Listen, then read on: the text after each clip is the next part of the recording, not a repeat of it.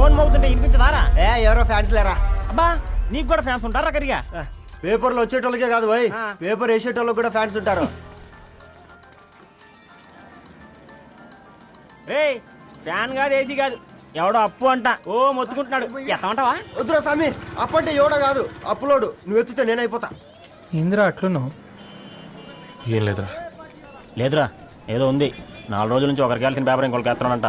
మనోడి మీద కంప్లైంట్ వచ్చిందని పేపర్ అంట దగ్గర మాట్లాడుకుంటాను. పేపర్ మారితే ఏముందిరా, న్యూస్ మారదు కదా, దానికే కంప్లైంట్ ఇచ్చారా? నువ్వు ముయ్యబే, నేను మాట్లాడుతుంది వాళ్ళ గురించి కాదు, మనోడి గురించి. మూడు బాలేదు, వదిలేండి. మూడుదేముందిరా, సాయంత్రం 4 పెగ్గులు వచ్చే సెట్ అవుతుంది. మందు తాగితే కాదు, మాట్లాడితే క్లారిటీ వస్తుందని పూర్ణాన్ని కలవడానికి వెళ్ళాను.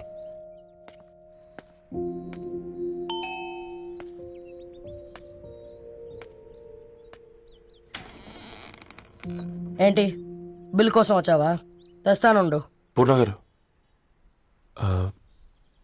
దానికి ఎన్నిసార్లు కాల్ చేసినా లిఫ్ట్ చేయడం లేదు. మీరు ఒకసారి నేనైతే నీ నెంబర్ బ్లాక్ చేసేదాన్ని.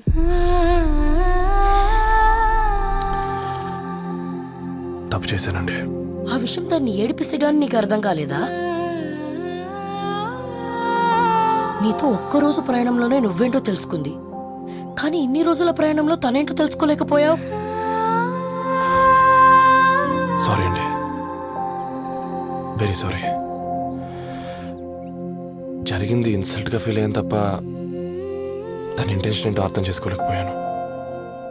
తర్వాత ఆలోచిస్తే ఇంతనే నేను పుస్తకాలు నేర్చుకుంది, అక్షరాల్లో అర్థం చేసుకుంది అనిపించింది. రవి, తనెప్పుడైనా నీ గౌరవం పెంచేదే కానీ తగ్గించేదే మాత్రం కాదు. ఈ రోజుల్లో అమ్మాయిలు ఎలా ఉన్నారో పుస్తకాల్లో కాదు, బయటికి వచ్చి చూడు. మల్టిపుల్ ఆప్షన్స్ పెట్టుకుని తిరుగుతున్నారు. ఒక్క మాట గుర్తుపెట్టుకో, ధరణి లాంటి అమ్మాయి ధరణి మొత్తం వెతికినా దొరకదు.